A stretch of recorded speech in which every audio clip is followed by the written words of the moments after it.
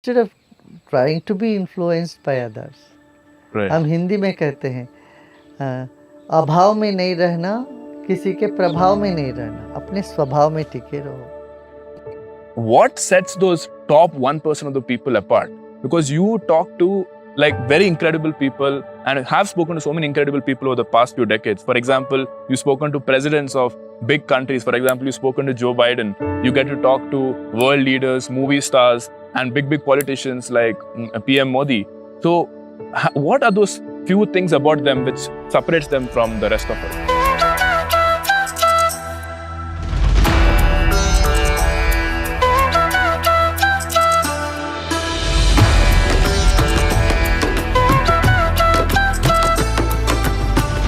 Hello everyone, welcome to the One Person Club show. Today we have a world famous personality. He is someone who has revolutionized the concept of happiness and spirituality. And I have personally taken the 3-day happiness program, and I can tell that it has completely changed my understanding of how life should be lived. In today's video, we want to kind of explore what are some of the basic principles of life which we should follow as we follow our professional journey and as well as our personal journey in life, right? And today, Gurudev, we have almost 1.7 million people who have subscribed to this channel. And today's video is an attempt for us to share some of the learnings that I personally have had and also what millions of people have experienced and spread that learning to more people through my channel. So the audience that I have is actually a little bit different, right? So the reason why people follow me on Instagram is because they want to learn how to make more money and how to be rich. They are essentially wanting to be the top 1% of India, right? And we want to tackle such kind of questions which will help this kind of an audience and help them understand the finer nuances of life. Because most people who follow this journey are not able to, last beyond a decade. Because after a decade, they get burnt out. They start blaming the society because they have not really understood themselves and the finer nuances of life. So the first question I wanted to ask you is, I was asking one of the volunteers about your schedule, and they told me that you only sleep for like 2 to 3 hours a day, right? And today in this hustle culture that we are all living in, most people live like sleep for like 6 to 8 hours and face a lot of difficulties and complain about life. I heard that you travel to like 80 countries in a year and, are constantly in the work mode. So can you tell us like a day in your life and how are you able to, live such a hectic schedule? Like what is the secret of that? Mm-hmm. Number one, you don't want anything. When you want something, then you have a lot of feverishness to achieve it. I have none of it. Right. I'm quite cool. Number second is, when there is a passion to see the happiness in others' faces, things do happen by itself. Right. Third, and the most important, is meditation. Hmm. Meditation and breathing techniques really give you so much rest, so much energy. Right. And, then you can be on the move. Right. So I completely agree with that because when I did the meditation program here about 3 weeks back, I was actually going through a very difficult phase in a professional standpoint while I was, doing the exercise. And I think if that had happened to me back in the city, if I had to go through that difficult phase back in the city, I don't think I would have dealt it in a way that I have actually dealt it right now. So I wanted to understand how exactly is the Sudarshan Kriya meditation exercise so helpful for us? Like it's just simple breathing exercise, but how is that having such a profound impact? Isn't it so wonderful? It's to be wondered, right? Right. It's very simple yet very profound impact it has. Right. And that's the reason it has become very popular in the world. Right. For something to become very popular all over the world, it needs to be very effective. Right. Effective in many senses. Effective in terms of time management, effective in terms of easy to practice, Right. and most effective also. And that's what it has shown to the world so far. And authentic practices do take us to another level of life. Right. Yeah. So I've been recently studying about the different, not studying, I've been talking to the volunteers here, and they've been telling me that there are multiple levels of life, right? So there is this physical world that most humans are living in and accustomed to, and that is all perceived through our eyes, right? Our eyes is not able to see everything, not all the wavelengths of light. So we're not able to perceive the higher forms of life. So what exactly is that higher forms of life, and what are the benefits that we can get if we're able to perceive some of that, and how to do that? First of all, we must know what our life itself is, Right. and a little bit of intuition, what we will be doing, what's going to happen. So you take a decision, you should know what will be the impact of it little later. So all these things comes from the sixth sense, and we all have the sixth sense. Only that we don't use it. We don't know how to use it. Right. These techniques help you to, trigger the sixth sense. Is there a way we can describe what the sixth sense is? Like, what is it exactly? As I said, more than what your intellect can perceive. Right. See, when you are walking in the street, you can only see, or when you are driving in a street, you can only see that much. But a drone can see much more, right? A GPS can see much more. Right. Like that, taking your mind, your awareness to another level can give a broader vision about your own life. Right. That's So- where it's a lot of fun, I tell you. Right. I'm sure you get to see that like Yeah. all the time. Right. One thing I read about you is that by the age of 4, you were able to recite the Bhagavad Gita, and also you got like a double promotion. Like you were in first standard, and then within 2 hours you were sent to the third standard. Now I'm someone who couldn't talk for the first 4 years of my life, right? So I was just reading that about you, and I'm like, how is this happening? Like, is this like a superpower, or is this something that everybody can learn? Well, some things need to be just wondered. There is no Right. answer to it, you Right. see. But what I'm saying is, everyone has lot of potential within us. We only use 2 to 3% of our mental potential in the whole life. Right. So there is a lot more available in our own consciousness, Right. which we are not using. We need to use them. Right. So, what are some of the ways that we can do that? I know meditation is definitely Is- the main is thing. the main thing. Right. And then, we have designed 57 different courses for all different sections of Right. society. And people can just go into it and see whatever, Right. their needs are. Like you are teaching people how to become rich, right? Right. How to make more money. Right. Right. Now, there are also methods how to be more effective in communication, how to be more impactful in spreading positivity around you, how to be more happy, how to manage your mind in spite of all difficult Right. things around you. Right. When things are to your liking, you can be smiling, you can be happy. But when things go wrong, can you still hold on to the ground? Right. These are the things that we teach in the art of living. Also, one thing that what stuck with me in the happiness program, the instructor, the teacher told us that most of our adult life is spent on thinking about the past and the future, and our thoughts are always oscillating between the two, and that results in more and more tension. And that was really a profound learning for me. And meditation is a way to kind of stop your mind and just think in the present, right? And then get a zoomed out view. And that was like really a great learning for me. Correct. Yeah. See, we end up regretting the past all the time, Right. or being anxious about the future. Right. This anxiousness and regret just kills our spirit. And neither in school nor at home, nobody teaches us how to get out of regret and anger, and how to get rid of anxiety and fear and tension. That is where these programs come in handy.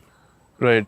And also one of the advanced program is the silence program, right? Where you don't talk for 2 days at all, right? And that is something which... I tell you, it's Right. such a joy, so much Right. fun to do that. Right. Silence explores that you have so much to give, so much to find about yourself, and you have plenty of creativity within you. Right. And silence course, is the key to unlock the creativity.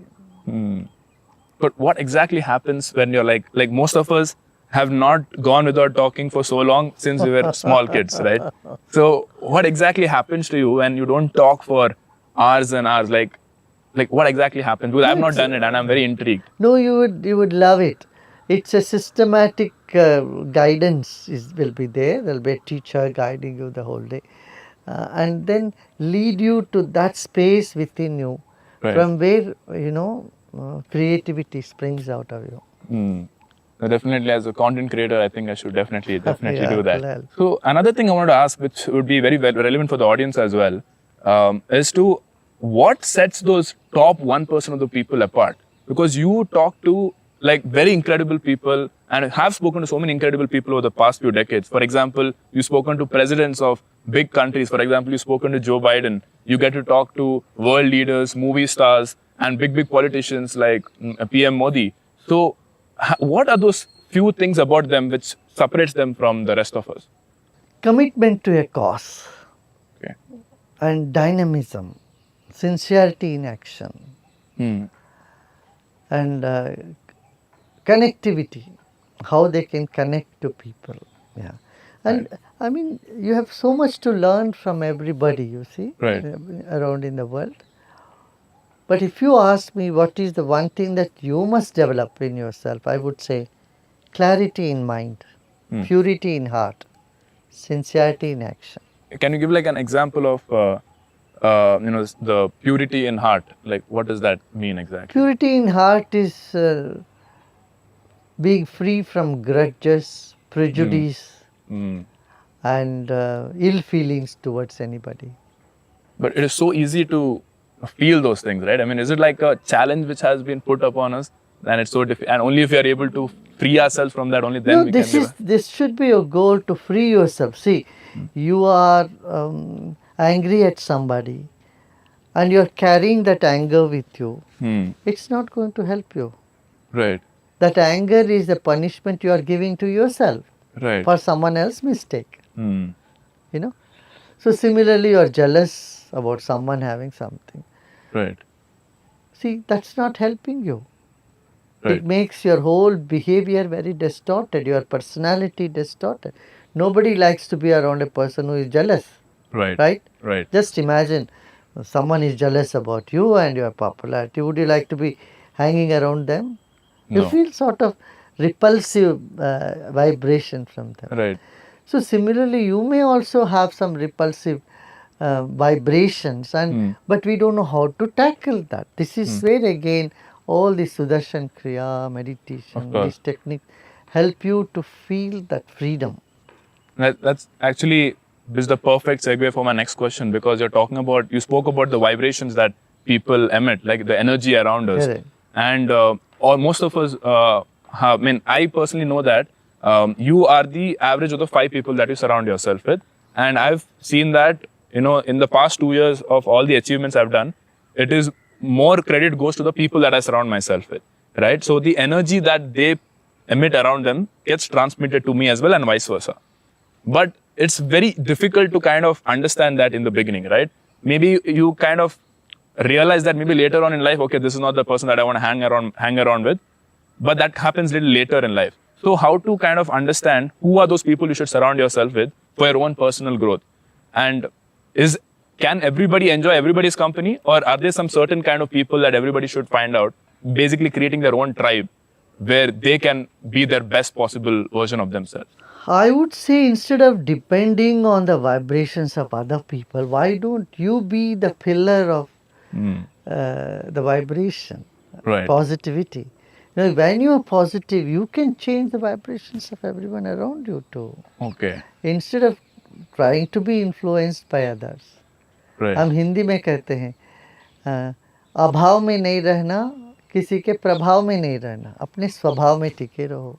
Can you translate that? That is, be in your true nature, be in your nature, instead of being in influence of others, influenced by others' vibration, Right. or being in a sense of lackness. So when you said that be in your own true nature, is that the same for everybody, or does everybody's true nature change? And how to know what that true Both. nature is? Everybody's true nature is a little difference, and there is similarity also, the Right. sameness also. Right. But is there like some people are like inherently bad in their true nature? Is there something of That is not. that is not See, there? no child has come onto this planet being a cruel or bad person. Right. Due to circumstances, situations, stress, and they develop those tendencies which Right. they themselves do not like it many Right. times. So intrinsically human nature is very good. Right.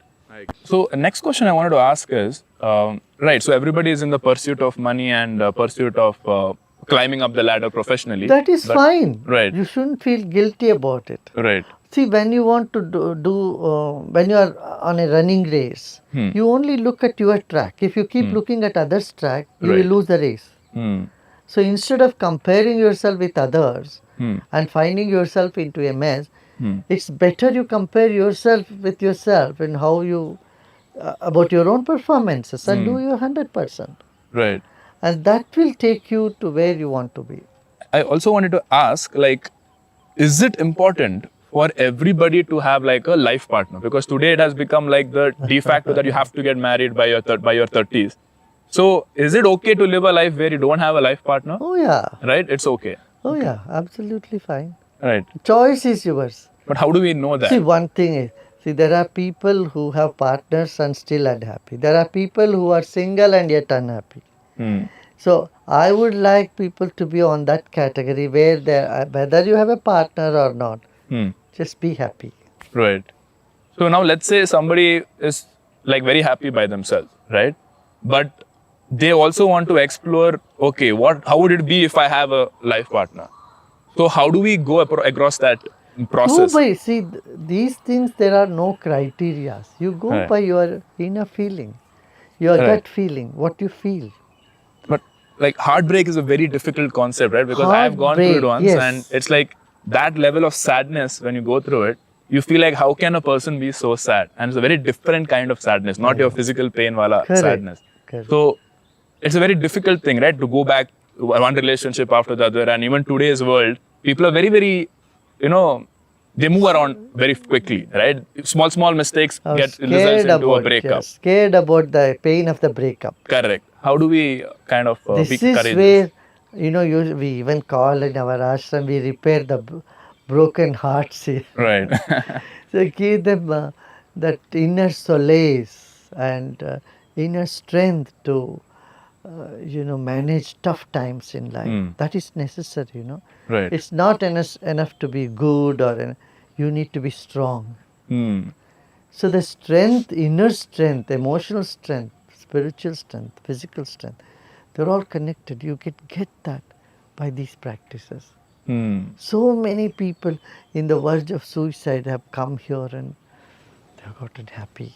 Right. And people who are broken up and then they felt that the sky has fallen on their Yeah. head, and then they find it, such a lightness. And Right. so you need to work on yourself for those things. Yeah. And it doesn't take much time. I would say anybody with a broken heart problem, just contact nearby Art of Living teacher or the center. You will see, you will not lose one night of sleep after that. Hmm. Nice.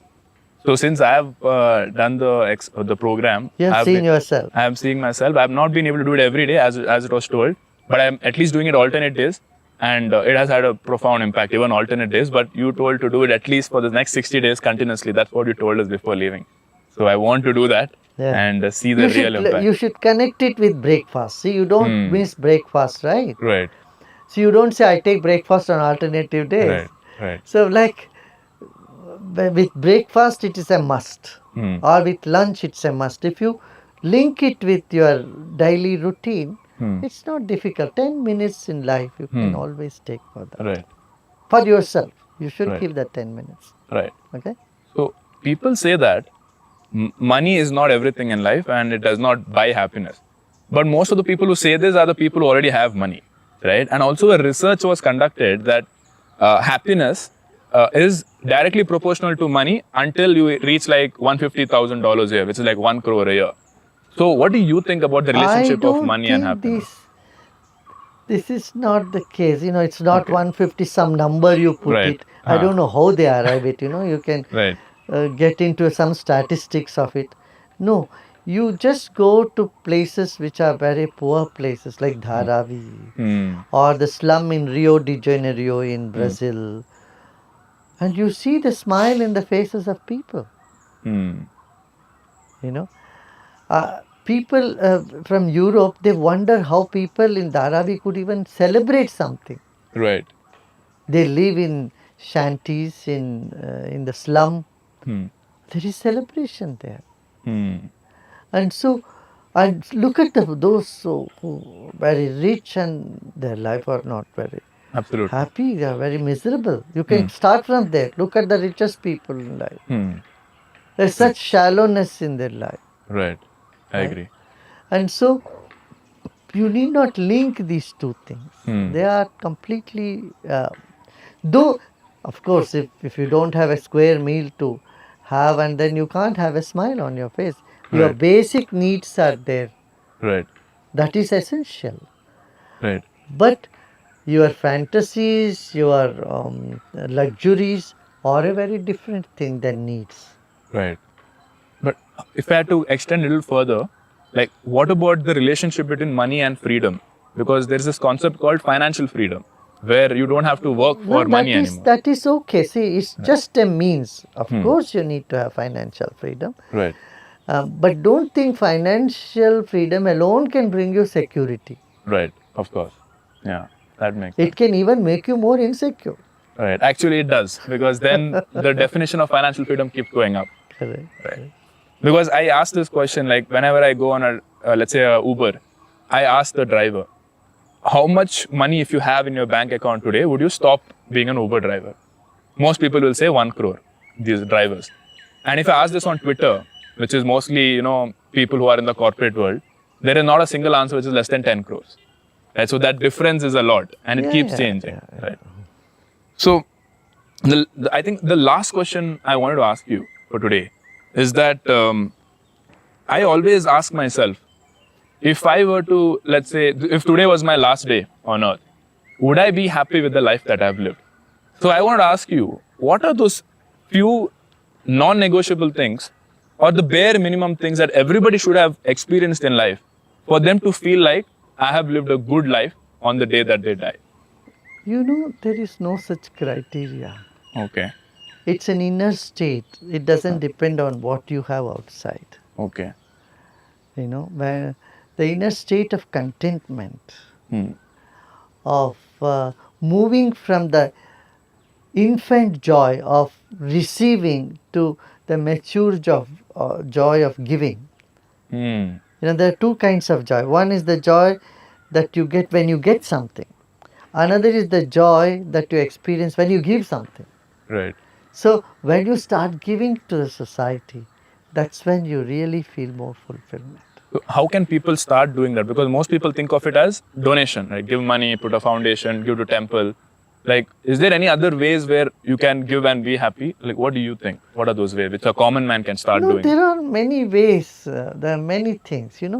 Share happiness with people. Hmm. Give more positive things to people. You keep sharing negativity much more than the positive news. Right. Share positive news. Be kind, and then words of solace, and do whatever you can do to make others happy. Hmm. Well, I read this interesting tweet recently that as soon as you feel something good about somebody, or you had a thought about somebody and you felt like they're a very nice person, immediately call them up and tell them that. Right? No, that is not necessary. Calling and telling them.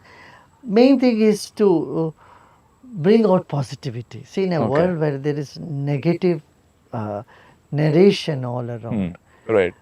if you just determine to spend few minutes every day spending positive messages and positive vibrations and attitude, it can make a whole lot of difference to you. So, what if I'm sitting And in also, whatever you have, a portion of it you have earned, says X amount of money. Okay. A portion of it, 5%, 3%, 10%. Okay. Give it for the cause of others' happiness. That'll Right. make a big difference. Huh? Absolutely. Wonderful. Keep doing the wonderful work you do. Absolutely. Thank you All so the much. best to you. Thank you so much for giving me your time, and you know how busy you are.